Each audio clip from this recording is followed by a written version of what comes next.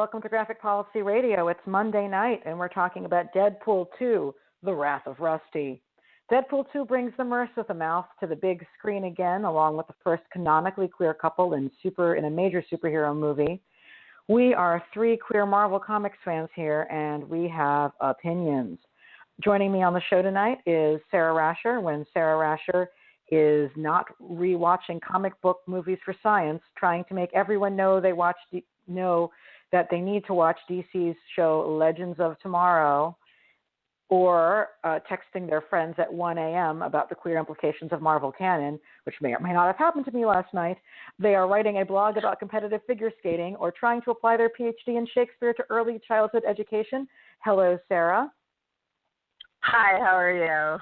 And hello to Charles Pulliam Moore, who is a staff writer at IO9, where he covers comics and genre culture with a focus on race, representation, and queer identity.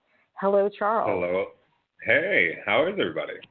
Good, and it's me, your host, Ilana Levin, a.k.a. Ilana Brooklyn, your podcast host and periodic Shatterstar cosplayer. With that fact in mind, from here on out, there be spoilers. Consider yourself warned to come back to this after you've watched this movie so that you can join me as a periodic Shatterstar cosplayer and saying, what the fuck?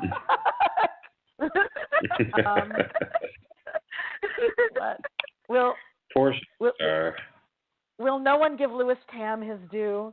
This perfectly trained for an action movie, gorgeous athlete and actor who is biracial and has so much potential and charisma. He's working his way up, like slowly but surely. His profile is getting bigger. It just sucks and keeps dying. But give it another year and a half, and I'm pretty sure he'll be headlining his own projects where he, doesn't get chopped up by helicopter blades. Also, it's a time travel movie. He'll be back. Yeah. That's the point. We will get to this later in the episode, but we have lots of thoughts regarding time travel and what's happening to various people's bodies. So speaking of what's happening to various people's bodies, let's sort of do a bit of an overview. Charles, were you a fan of the last Deadpool movie, and were you excited about this one? Yeah, so I was never really much of a Deadpool fan in general. That whole space that Deadpool sort of works in just never really appealed to me. But I was really sort of pleasantly surprised by the Deadpool movie.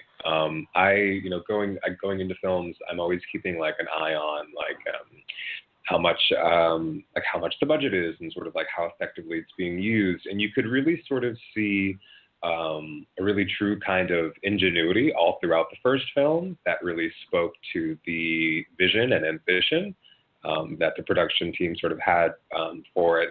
And I legitimately, liked the film. It, appealed to that comic book nerd in me that always gets a little thrill of seeing one of the more obscure characters sort of brought to the fore. And Sonic Teenage Warhead is absolutely fucking fantastic. So, that sort of set my expectations really high for this one. And I would say that I don't think it was quite as successful because it treads a lot of the same kind of ground. It really sort of leans on that fourth wall breaking button a little bit too much, I think. Towards the latter half of the film, you start to kind of get tired of the winking and nodding and sort of self-recognized lazy writing. But I overall, I would say I enjoyed it. It was fine. Sarah, how did you feel about it overall? Well, I was never a huge Deadpool fan in the comics. He was more he was somebody who would turn up in the comics I actually read rather than somebody I went to the comics for. Right. And then the first movie, like Charles, I was really pleasantly surprised. And what really stood out to me about that first movie was that it was a movie about cancer. It was a romantic comedy about cancer. And that was really in its bones, and that it was just so fascinating to see that as the underlying narrative for a superhero movie. And I do feel like Deadpool 2 didn't have that kind of built-in subversiveness. Like, it was wearing its subversiveness on its sleeves rather than having it really down deep. I wasn't as bothered by, like, the fourth wall jokes because that's kind of what I show up to Deadpool for. But what struck me was that in the first movie, even though the first movie is incredibly violent and gory, that the violence always seemed very earned by the moment, whereas I felt like in Deadpool 2, there was a lot more violence that struck me as like, I just really didn't need to see that. That was a little more gore than I really needed in that moment. But I think we're kind of getting at the same thing, where the things that seemed kind of fresh and thoughtful and very timed in the first movie were a little sloppier in the second movie, but it was still a really fun movie. Yeah. Yeah. I mean, I know that for a lot of us, what we were really excited about was, you know, I was really excited to see Zazie Beetz as Domino. She was amazing. I thought that this is like really her first action movie that I'm aware of. I think she sort of comes from prestige television, if I'm not mistaken. And she's just like gorgeous and hilarious. And I am very glad that they did such a good job of illustrating exactly how her luck powers would work, and in fact did, sort of illuminating that as they show. You know, I have a lot of different feelings about the movie All Over the Map, and I'm kind of just interested in following where folks go on it. But definitely, you know, one of the main themes, I think, for all of us is our question around, like, how is the movie handling the queer characters? You know, I was really super happy to have straight up have a female character say, "This is my girlfriend." It was the fact it was Negasonic Teenage Warhead, a character who a lot of us are queered, are triggered by in the earlier movie. Having it be her rather than just somebody they pulled out of the thin air for that purpose is actually appreciated as well. And that was really sweet. And also having it be teenagers, you know, I could have done with at least maybe a peck on the cheek or some sort of affection that won't be something that they could literally edit out of the movie by translating it incorrectly when they ship it to another country, right? Because there's like all they have to do to make this Russia compliant and China compliant is not translate the way she says that it's her girlfriend. There's no, you know what I mean? Like that's all they would need to do to make that work. And so that's a little bit feels thin and unfortunate. But the characters themselves were really so charming, and it's definitely, you know, a move. It's definitely a move that we hadn't seen before. We haven't had anybody canonically in a superhero movie just be like, yes, these characters are some particular flavor of LGBTQ, and also they are a couple. So that was really exciting to see that be addressed with them. And also, heck, it's, you know, it's a biracial couple, right? It's like an interracial couple, which is nice as well. But yeah, queer teens are great. I also wanted to just say that I've been very specific in terms of referring to the couple of Negasonic and Negasonic's girlfriend as being queer because we don't actually know, are they bi, are they lesbian, how do they identify? And you know, there's been this ongoing thing where people are getting criticized for describing relationships or characters as being LGBTQ because nobody is it's very unusual that an individual person would manifest the identity of being a lesbian and a gay person and a bisexual person and a trans person all at the same time, right? Right. Okay. Nobody is LGBTQ, but let me tell you, I would use that term frequently because if I don't know if a person identifies as queer or they identify as bi or they identify as a lesbian, or conversely, if somebody identifies as queer or bi or gay, like I don't want to assume that somebody is monosexual if they're not. So I'm definitely using the word queer and describing this couple for that reason. Yeah, so that was a lot. And I feel like it's especially important in a movie where, and I have a feeling we're going to talk a lot about the relative effectiveness of this, where there is a response to fan complaints that the first movie did not address Deadpool's canon bisexuality enough. And there was at least an attempt in this movie, and I mean, I think it was pretty on the nose when Vanessa explicitly acknowledges the fact that he's not just kidding when he's like feeling Colossus up. Like, it is a legitimate sexual attraction, and she's totally chill with it. From the afterlife. It's a little wink, wink, nod, nod. But I feel as if like between that and I think earlier in the film there's a pegging joke. It's like it is a recurrent enough theme throughout the film that I think you'd have a difficult time really sort of laughing it away as like a point, like a poking fun at queerness, as opposed to sort of like an acknowledgement that it is a part of like Wade's sexuality. Yeah, I felt like one of the things that was really successful was actually the way that they avoided making fun of anybody's queerness or same-sex desire. Yeah.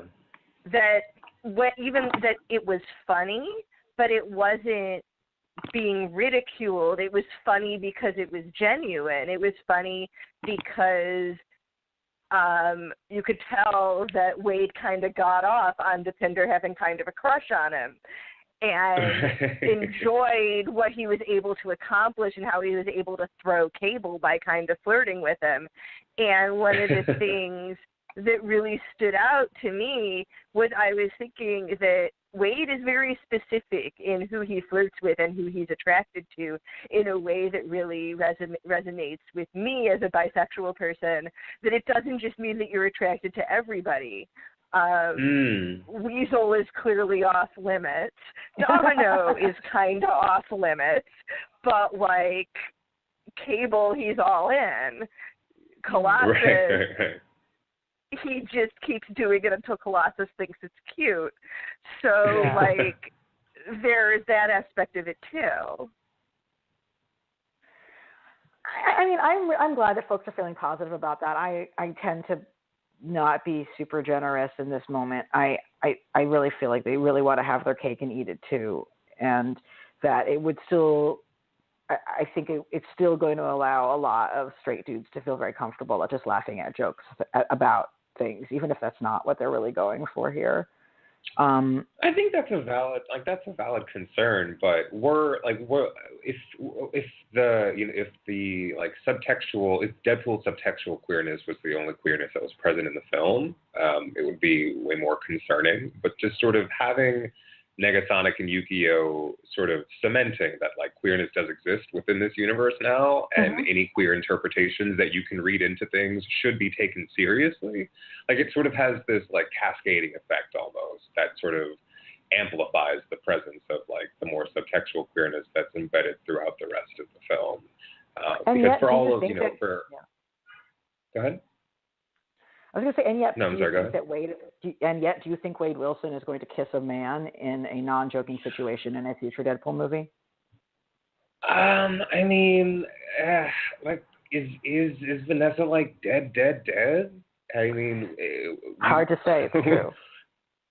It's true. I would not. I don't think it's entirely out of the realm of possibility that I doubt that that Fox would put out a film where Deadpool has like a male romantic lead for the bulk of the film, but for the sake of, I don't know, espionage, some sort of madcap hijinks he gets into, I can see it becoming, something that is incorporated into the film. And the older, this is weird to say, the older I get, the more I sort of become a bit more discerning about like the kinds of queer representation that I think are really sort of important to see on screen, because one of the critiques of the film is that Yukio, she is Negasonic's girlfriend, but she isn't really given a personality outside of being generally pleasant and saying hi and bye, right? Yeah.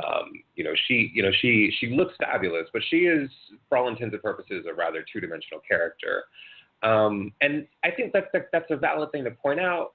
But also at the same time, the movie's just like not about them, right? She is two-dimensional and simple, but in a way that sort of makes her, because she is she's a background character, it makes her like an interesting background character. And I think that there is something to be said for just having queer people's existence within these universes be treated as a normality and a given that we shouldn't sort of have to take super duper notice of, if that makes any kind of sense. Although the movie did take more, like the fact that they went right into the question of, oh, is Deadpool going to say something homophobic to Megatonic, which I would never, it would never even have regardless of whether or not Deadpool himself is pansexual, it would never occur to me that the character Deadpool would say anything deliberately homophobic to a friend. Right. So the fact that the movie put them in a position of saying, don't worry, I'm not about to say something homophobic. I'm excited for you. I don't watch Fox News. Now, I loved getting that Fox News dig in there because that actually is culturally important to just say, we all know that Fox News is for bigots. Like that movie just said, this is a fact, Fox is for bigots. I give the movie credit for making that point. But the fact that it was like even put it out there like that it did put it out there that it was possible that somebody who was a good guy like Wade might possibly be, you know, homophobic in his response to a young person when they spoke to him, even though I would never think he would. Even if and the he's straight. interesting thing is, I think that like in that moment, like Wade becomes a stand-in for the Deadpool fans who perhaps like read like who have like bad reads on the character, right? Who sort of embodies the negative elements of his personality. That was one of the interesting things that I've been sort of like mulling over about the film as a whole. It feels very personal almost.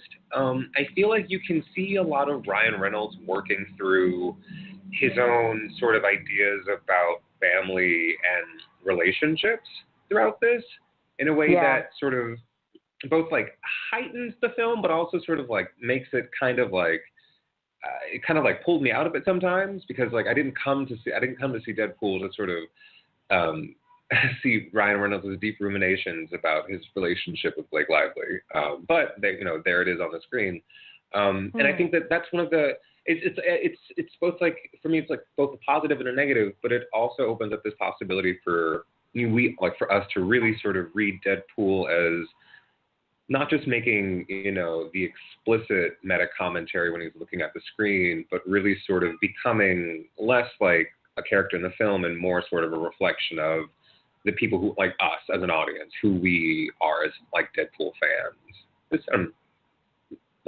I loved it about a writing credit, and you're right. You really do see like Ryan Reynolds in it, and this being his creative baby. In some ways, this might be a little bit more of an arturist project than many of the other superhero movies that we've had. In the sense that we know, in the sense that we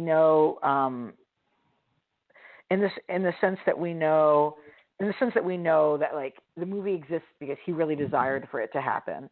You know what I mean? And that he was one of the writers now, is one of the producers of it. The character, you know, he has a lot of creative control in it. I'm sure that the fact that there is an LGBTQ character on, you know, characters plural, like right on the page right there, has probably something to do with his own politics and interests. So as much as I'm just generally a cynic towards auteur reads of anything, like it's more of an auteur film than most of the superhero movies. So, but if you want to give him that, then like let's open up, like let's talk about some of like the really glaring flaws in the film. Like that opening, it's you can tell that there's an idea there, right? There's some point you're trying to make, but the execution was just like so muddled and like not great. And it kind of, because it's the first really sort of big statement that the movie makes. The statement being, well, it depends on sort of your interpretation, but you can read it as a critique of films that fridge women to give the male protagonist a motivation, but then it does become the thing that pushes the movie forward, and it never really kind of grapples with it in a meaningful kind of way. And because that's like the first big frame for the film, you're just sort of like, oh, this is what we're doing? I don't know. Yeah. I feel like it's trying to critique fridging and ends up just fridging a character. And that's really unfortunate. And it only sort of reverses that resonance after a third of the people in the theater where we saw it last night had left the theater. So, and the reason I think that it didn't redeem itself out of that critique was because it was trying to like have those moving emotional like other place like Vision Quest scenes as like the emotional core of the film where he's talking to his dead girlfriend, and that's that's one of the few cliches that it failed to interrogate. And it was almost like it didn't realize that it was sinking into cliche there and not fourth walling it the way that it managed to fourth wall every single other thing in the film. It literally managed to create another wall for itself upon which they beat themselves multiple times. I kept thinking to myself, like, oh, they're gonna make what was that movie with Matthew McConaughey and the time travel, where he's like in the bookshelf and he's trying to communicate with his daughter in the past. Oh, I have no idea.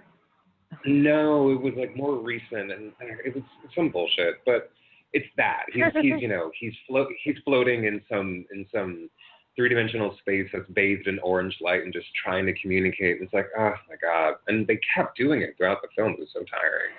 Well, they did get to actually make some good use of using "Take on Me," right? Like they have the whole barrier between life and death, and they're pulling each other back and forth through it, like at the "Take on Me" video from the video from the 80s. If you're a person of a certain age, it was kind of a major music video of our youth, and the female character is trying to escape from the animated world and bring the animated character, who is the singer from the back through it with her. So that was a beautiful song choice, and if you're going to do something with that wall, like that was a creative way to handle it. But yeah, I do think you guys are right about what it meant with her. But the other thing is that in the comics, one of the reasons why in certain characters' runs of Deadpool that Deadpool wants to die is because he's in love with the character Death, as in Death that Thanos wants to get with, but Death chooses Deadpool over Thanos because Deadpool is more fun. Right. In this one, we actually have Deadpool wants to die because he's in love with his actual girlfriend as opposed to with a hooded skeleton with boobs who was Death. So I thought that was an interesting way of reconciling that bit of canon into this world. Although speaking of like canon, like let's talk a bit about Cable for a bit. His whole Terminator moment. So what did you guys think about the performance and also about the use of the character? Do you want to take that, Sarah?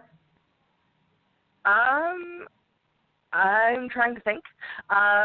Because it's funny because it feels like something I should have more of a reaction to, and my reaction keeps being like, it was fine. It was clear that the actor was in on the joke and the character wasn't, which is exactly what you wanted from that.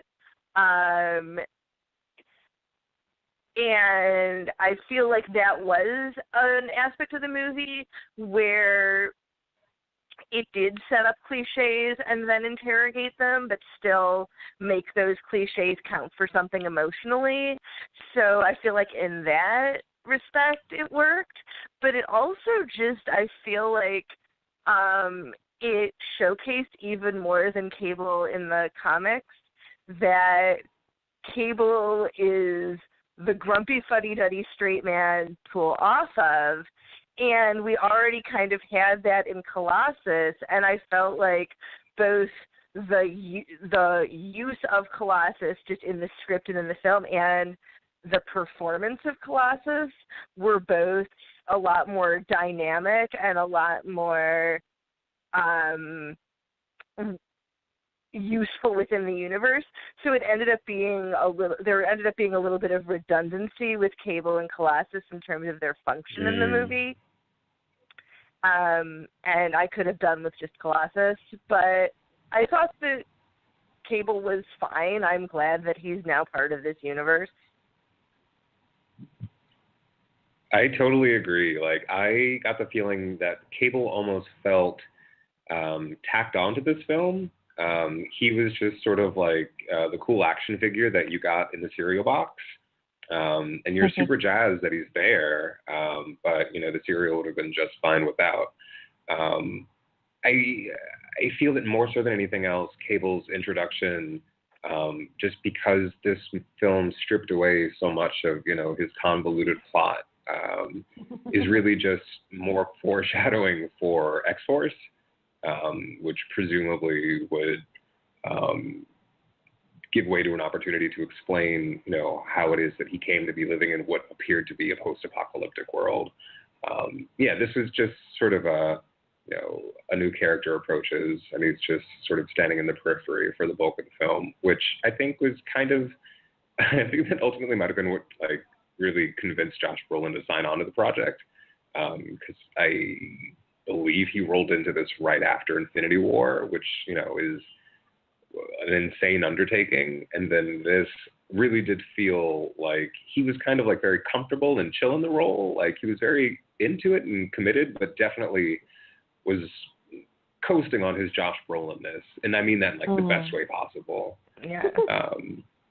Because Cable from the comics is so of that era of the 90s that makes me cringe, where the performance easily could have been overwrought and a bad Schwarzenegger impersonation. But generally his Cable was very chill, in a way that I found very kind of refreshing. If Colossus, you're right, King Colossus played more or less the same function in the film, but Colossus was decidedly more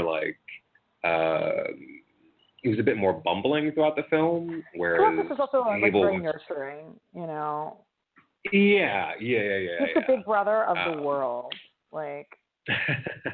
he's your big brother and mine. I will say this, I was very glad that in the end they had Cable do the heroic and self-sacrificing thing, because that would not be Cable otherwise. I was just I know having Cable travel back through time and try to shoot at various people is no, Bishop is the one who wants to kill a baby, not Cable. But I was really glad that they let him say, actually, I'm now that my daughter is safe, I'm going to do the noble thing and stay here and try to prevent the world from ending up as fucked up as I know that it does. He just would be a completely different character if he wasn't like that. I also, it's just funny, I was just thinking that, I read all these X-Men comics before I saw any Terminator movies. And so, it's ridiculous how much he's just literally, Rob Liefeld was I'm going to make Terminator, but he won't have feet. Yeah. And it's just Terminator with no feet. And shout out to one of the best fourth wall jokes in the film, which was the guy who can't even draw feet joke.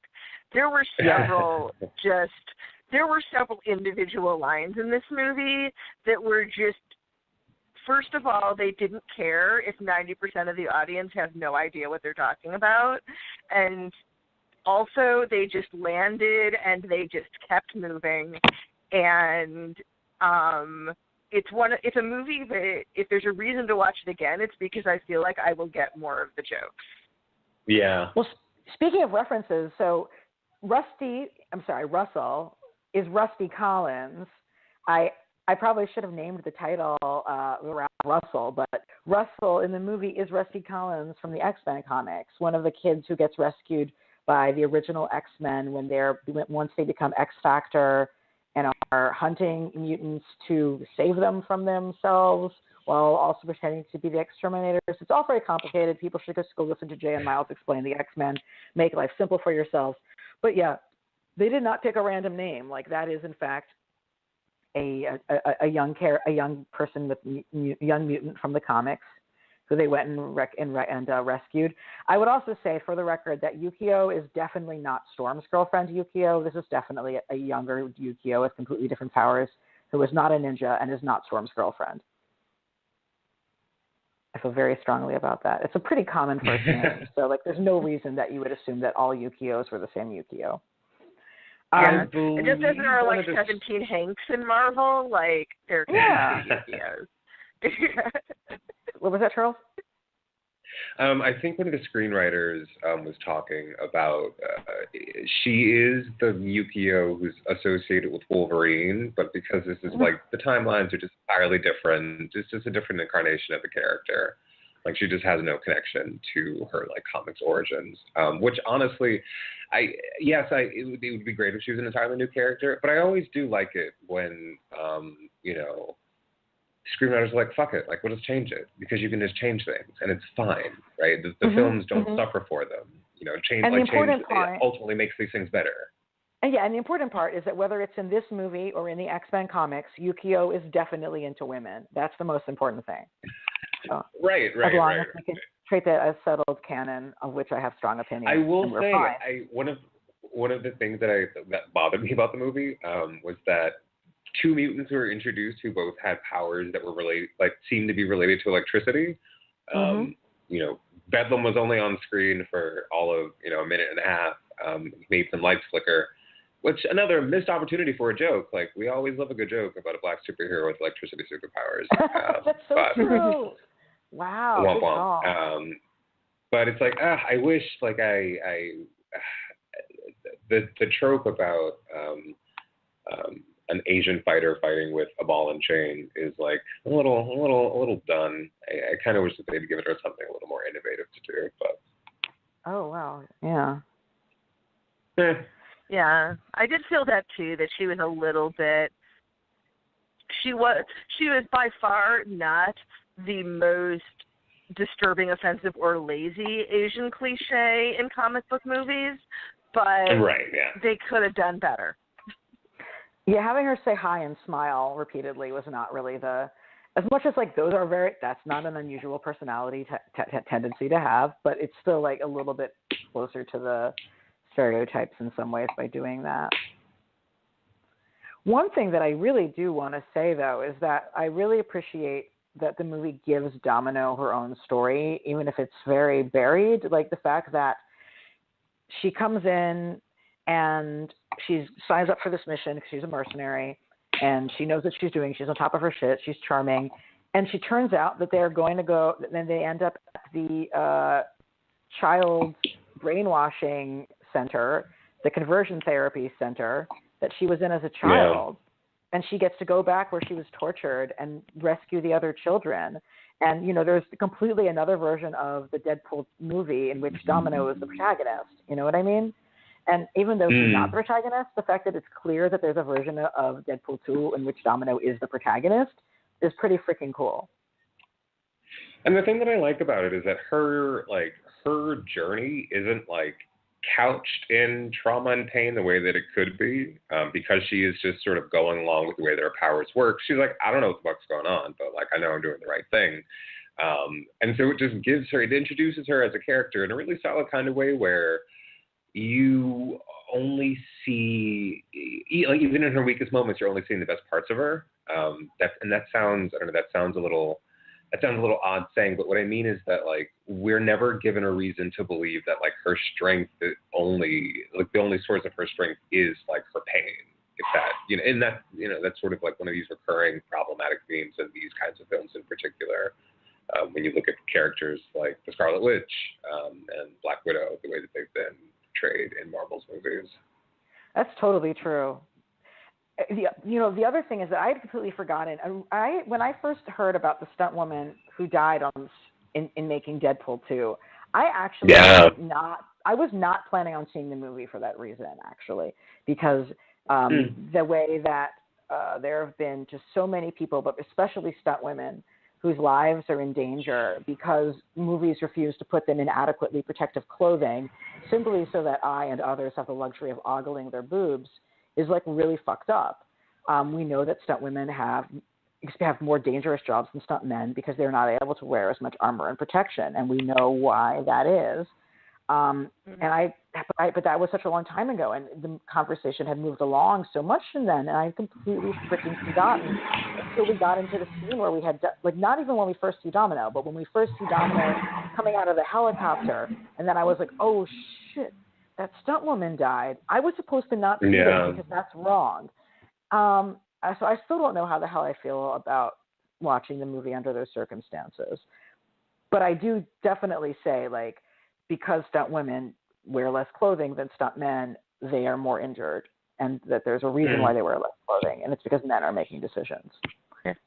And one of the fascinating things is, of the many female characters in the movie, and there's not quite gender parity, it's a Bechtel pass, but not a revolutionary one, that really Domino is the only significant female character who is kind of scantily and provocatively clad, that, like, whenever we see Vanessa, pretty much she's in like a comfy sweater, and Negasonic Teenage Warhead is certainly fully clothed, and Al is not provocatively, like, so Domino stands out as like the sexy female character, and there's actually more focus on, and we're going back to the queer stuff a little bit here, but more focus on male bodies than female ones in some ways. But yeah, part of the tragedy is the one character who perpetuated the problem that you're talking about with female stunt doubles being more vulnerable because of clothing differences. Domino was the one character where that was really an issue in this film. And I would also say, for a superhero movie, like, her costume does make sense. It's not one of those implausible, like, stupid comics get-ups where, like, people are wearing butt floss and it just doesn't make any sense. Like, no, like, it was not an unreasonable costume by superhero comic standards, but even so. Yeah. And so, honestly, it's not even, it looked reasonably comfortable and practical. There was just some cleavage, and walking down the street, that is a frequent thing you see. So it didn't seem like an unreasonable choice for her. Yeah, it's just, it would have been better if she was wearing a more heavy-duty jacket and more heavy-duty pants and stuff like that in the moment. I mean, so anyway, moving from that, I mean, I guess, I don't know, I mean, do you guys have feelings just generally about how the movie regarded the male body and how it looked at who was attractive or sexy or whatnot? Goodness. I don't know. I'm sure because I have a thought about butts. This movie has a lot of thought the movie has a lot of thought about butts, and I think that movies in general that have, there's, in terms of like, where are you hiding that hen, Juggernaut getting electrocuted in the butt, there's like a particular sort of like heterosexual man paranoia around butts that I do feel actually still is manifest in this movie. Like, it is funny to, like, electric shock, like, you know, Juggernaut period in a swimming pool, and that was the place that they were able to get, but it's still a butt joke. I hear your critique, and I'm just to play devil's advocate. I think that you're entirely right that there's a very kind of pronounced juvenile, like heterosexual male kind of humor that is that runs throughout this film. But with those moments that really are sort of pointedly acknowledging that, like, Deadpool is into butt play, I think that there's a way in which you can interpret, like, those scenes where, like, Juggernaut is getting electrocuted up his ass as, like, you're laughing because you're like, ha ha ha, he's getting electrocuted up his ass, but there's part of you that's like, ha ha, but might that be something that, like, titillates me in a different way on some level? Like, I don't necessarily think that message is being explicitly made in any kind of way, but there is a subversive, like, there's enough subversive, like, subspace within this film that I feel, as a queer person, I didn't feel, like, laughed at or wronged by any of, like, the jokes that could be read as, like, being homophobic in any way, shape, or form, because they never really felt mean, if that makes any sense. They never sort of felt that's true as if they were in bad faith. there is an inherent funniness to the fact that how do you stop the Juggernaut? Like, he's an immovable force. There are, short of him being exposed to like a psychic, you're kind of fucked. So running an electric current through his dense body in a pool of water, not only is it kind of funny, but it is rather ingenious. And one of the reasons that prison sucks is that you got a hot tub up your butt. That's not great, and it's just one of the sad realities of why the prison industrial complex is kind of shit. And so poking fun at butt smuggling, again, I was just, sure, why not? Yeah. I'm thinking about the other big butt joke, which is actually a little butt joke, because it's the one where we see Deadpool while he's growing his entire lower half, and we're going to get into my 1 a.m. text in just a minute because it does relate to this part of the movie. But that one of the things to note, other than the fact that everybody is pretty scandalized, but also amused and not at all surprised, that Deadpool is sitting around half naked with his little baby lower half just in full Pooh Bear. But the other thing to note about that is that Deadpool and Wade really is incredibly insecure about the way his body looks because it's scarred and basically one big cancer. So what he's letting hang out is smooth, healthy skin. Wow. And so probably one of the reasons he is doing it, other than to just annoy everybody, is that he's enjoying that brief moment of having a body that is in some way unscarred. And from that perspective, and I feel like that kind of ties into what Charles was saying, that on the one hand, some of the butt jokes are a little juvenile, which, again, it's a Deadpool movie. But also, they're sort of loving and sort of just acknowledging butts are kind of sexy and kind of funny and kind of gross, and that's why they're interesting. What it also ties into is the way that the movie deals with Russell's fat body. Where there are mentions of his fatness, but whenever it gets close to ridiculing him for being fat, there's moments like him saying, "Whoever saw a fat superhero, it doesn't exist." And then the moment where I really noticed his body as being filmed to draw attention to it in a way that wasn't laughing at it was when he's first talking to Juggernaut. He's sitting on the floor, and his prison uniform, which is comically ill-fitting, has ridden way up so that you see most of his legs and his thighs. And it's just how much of his body you see and how human his body looks in that moment.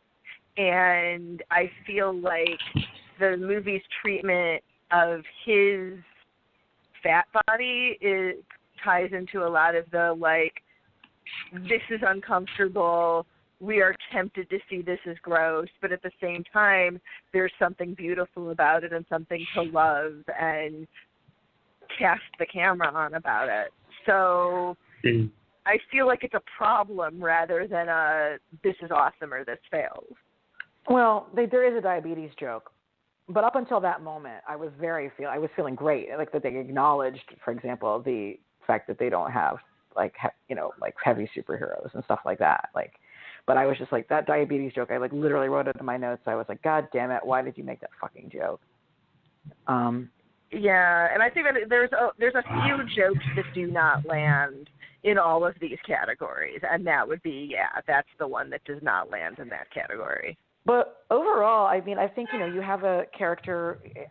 You have a character who's a boy who is actually trying to free all the other kids from from essentially, like, I mean, the Essex school is basically a conversion therapy, child, torture place metaphor. Like, there are, and I feel like I have to explain this because not everybody knows this. In the real world, there are still places that are open and operating where parents send their kids to be tortured to make them pretend to be heterosexual. They also have them for things beyond just for anti-LGBTQ conversion therapy. They have them for kids for being, quote, disobedient. Like, they have these boot camps where they send kids overseas to be tortured and sometimes die, to be beaten into obedience. But this particular one really did seem like a gay conversion therapy camp. And they have the guy running it sort of as a callback to Reverend Craig, who was the Presbyterian minister who kept calling Rain Sinclair over in X Factor, calling her sinful for being a mutant. I was really glad that they kept that bit of the metaphor active, because it is a powerful one.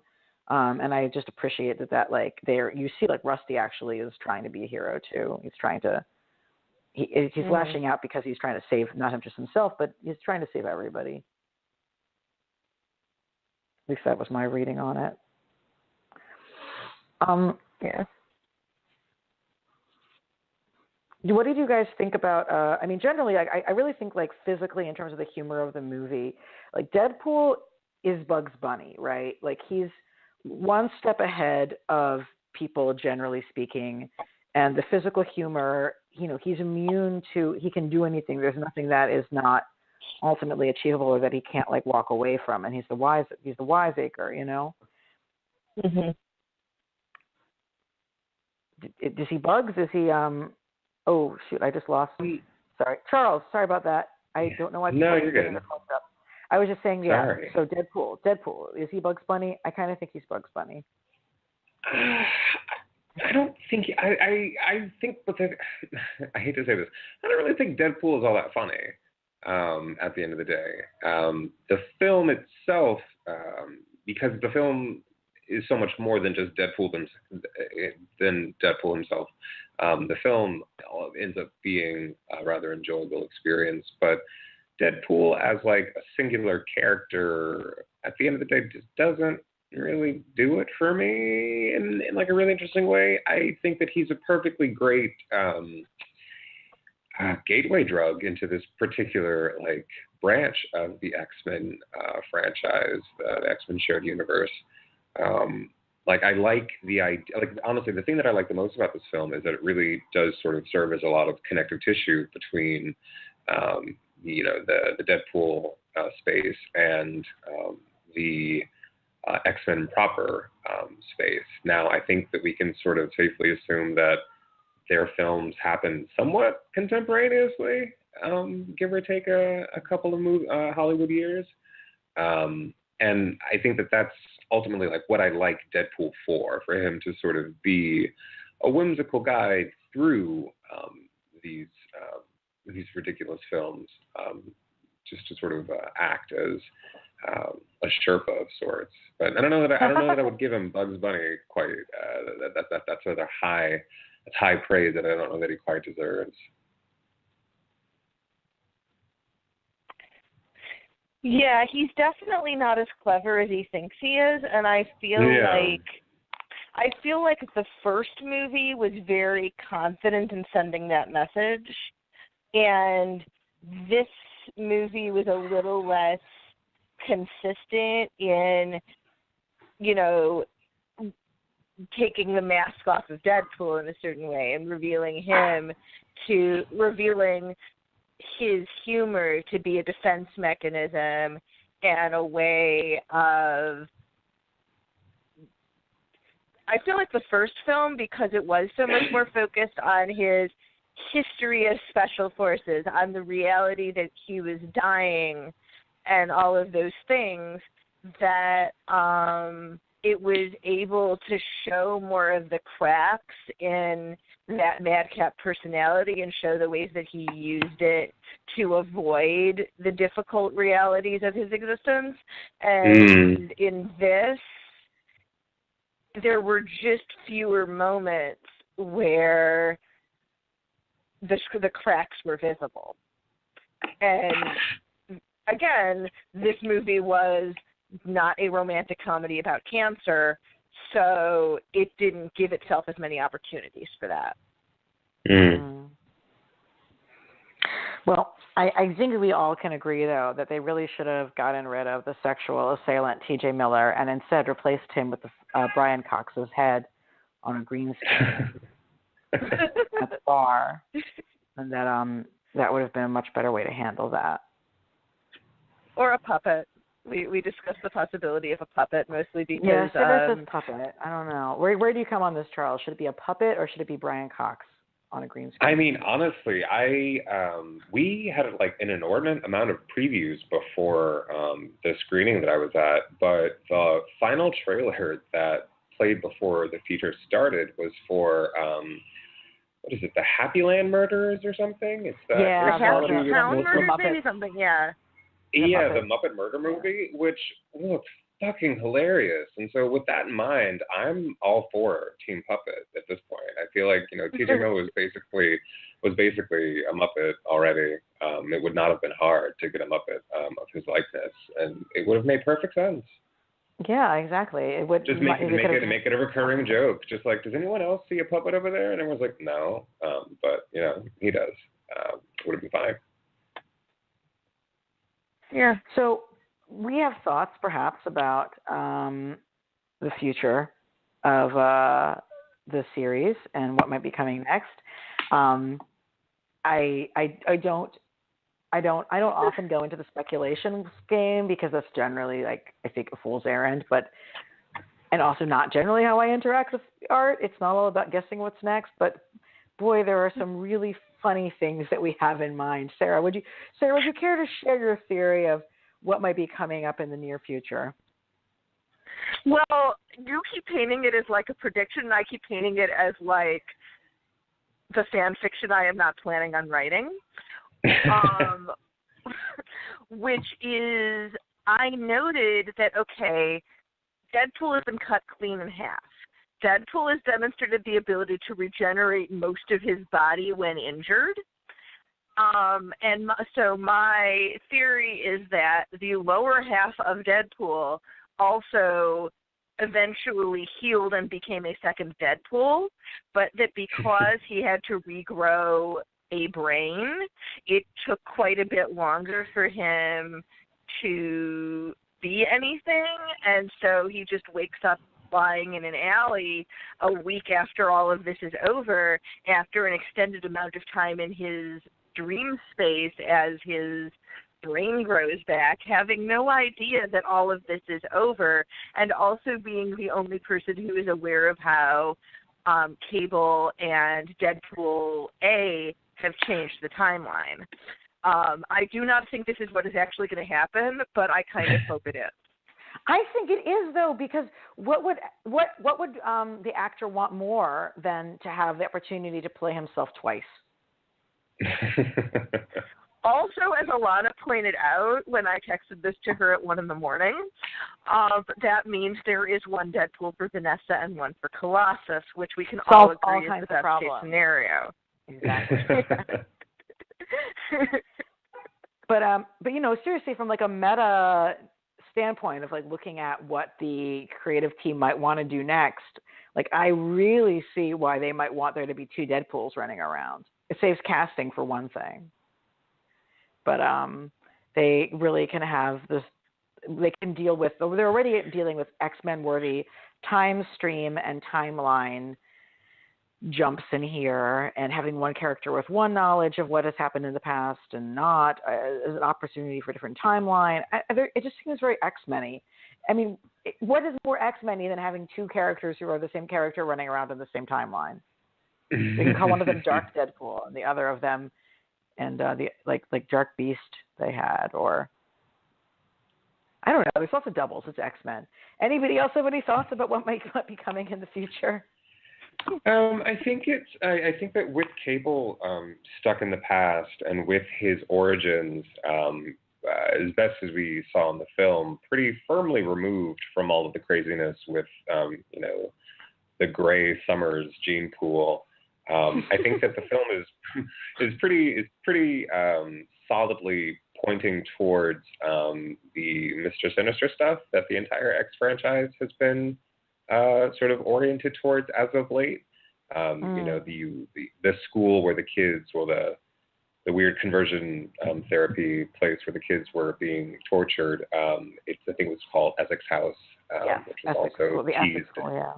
Which it was also teased at the end of I guess it was Apocalypse, or I forget when the last Essex little name drop was in a film. And then there are the rumors that Jessica Chastain may be playing a version of the character in Dark Phoenix, and I would not be surprised if I wouldn't be entirely surprised if Deadpool didn't pop up in Dark Phoenix. It'd be, I don't know. I feel as if as of late, well, you know, before the merger or before the sale was sort of in play, Fox really was sort of falling into its stride in establishing its properties as something close to a shared universe. Not necessarily as tightly interwoven as what Marvel has done, but something that definitely allows its players to play off of one another in a certain capacity. So I don't know. I feel as if the next time that, like, when X-Force comes out, I feel as if it is going to cleave a lot more closely to the ethos of the proper X-Men films in terms of being more straightforward action with your traditional big bad guy and presumably some kind of awful CGI fight towards the end. I hope not. You might be very right, but I really do prefer this to be its own movie with its own flavor. Yeah. We shouldn't just have it. There shouldn't be a style of movie for superhero films. There should be a range of options, and this particular approach should be one of them. But you very well may be right. Well, do folks have any last feelings, last thoughts they want to share as we come up around the hour? I want to give a quick shout out to just the music coordinator for this film, because whatever we can say about the inconsistency of the humor or the problems with the characterization or plot, every single music cue, and I completely forgot to look up the one Indian pop song, because I've just got to assume that was as ridiculously on point as everything else. But just the brilliance of the music coordination in this movie, like, there should be some kind of Oscar for, because I have seen so many movies, Guardians 2, fail at this so badly that to see it done well was really a pleasure. Well, I appreciate that the exit rap song was definitely done with wow, I'm forgetting his name, by Ryan Reynolds. Like, that was definitely him doing the theme song rap at the end too. Yeah, I mean, Thunderstruck was well deployed, but sort of in reference to other deployments of Thunderstruck. My God, that choral song for the Juggernaut is just fantastic. We never thought there would ever be a meme to sort of knock on the Juggernaut from its pedestal, but as soon as that audio gets onto the internet, I guarantee you it is going to become widely used. Prepare yourselves. Yeah, totally. Well, anything else from you, Charles? No. Weirdly enough, I walked away from this film very satisfied, but with very few feelings. In a way that I'm still sort of kind of trying to wrap my mind around. It was very enjoyable, but the moment I walked out of the theater, it was all right, cool. That's it's already begun to evaporate from my consciousness, and I honestly kind of find it refreshing, because so often, even these films that rightfully take themselves seriously, there's a way in which they sort of stick with you in a way that I feel is kind of exhausting. They almost occupy too much space in your mind for what is supposed to be entertainment. This is just like it was very nice to sort of enjoy myself for under 2 hours and then sort of be about my business afterwards. Sounds good. Sounds good. Well, thank you both for joining us. Let's find out, where can our listeners find your work, Charles, on the internet? Yeah, so I'm a staff writer at IO9. That's io9.com. You can find me there every day of the week, almost. Working on a piece now about queerness in Deadpool and how, as simple as it is, it was pretty great. And just generally, if you want to keep in touch, you can find me on Twitter at Charles Pulliam. That's at Charles, and Pulliam is Pulliam. Excellent. And Sarah, where are you around these parts of the internet? Well, if you are interested in reading about the sport of figure skating with not infrequent geeky references, my blog is at thefinersports.com, THEFINER sports.com. And I am on Twitter intermittently at Padisha, which is PAS_DECHAT. And I don't think I have anything else to plug right now. Okay. Well, we are probably not going to be recording on Monday, being Memorial Day, but we will probably be taping next week at some point.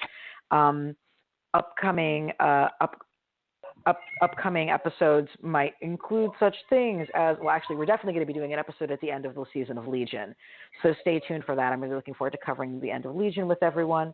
Probably do something on Han, and there's definitely a number of comics creators we have coming up joining us soon.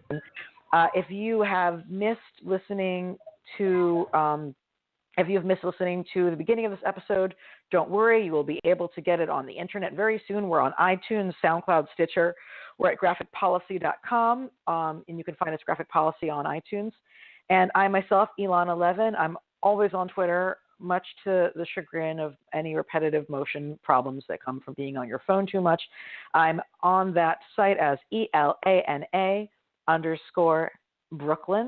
And at Graphic Policy, I actually did just write a review of, if you liked Domino, there's more Domino to be had. There's a really neat comic that Gail Simone is writing starring Domino. It's her first solo series. I did a review of the first 2 issues, spoiler-free. And you can go check those out on graphicpolicy.com, my review of Domino, and then pick up the comic book. It's pretty cool. So, as we say on this show, have a great week and keep it geeky.